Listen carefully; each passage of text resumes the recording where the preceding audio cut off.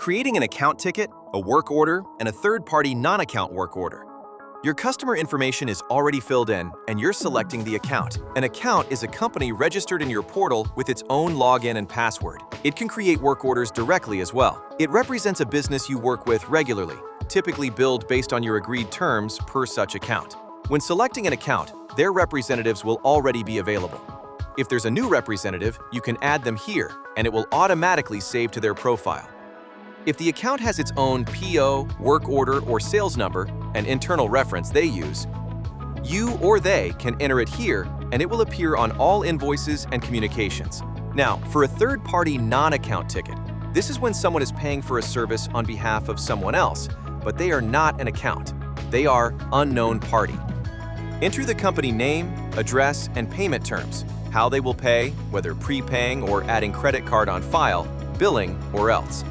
You will be able to verify and add their credit card on next page. Then enter the contact person's name, notification preferences, phone number, email, and any additional contacts if needed. You can also add their PO, work order, or sales number if they have one. Click Save and Close, and the ticket is ready to go. That's how you create a ticket for an account and a third-party non-account. Thank you.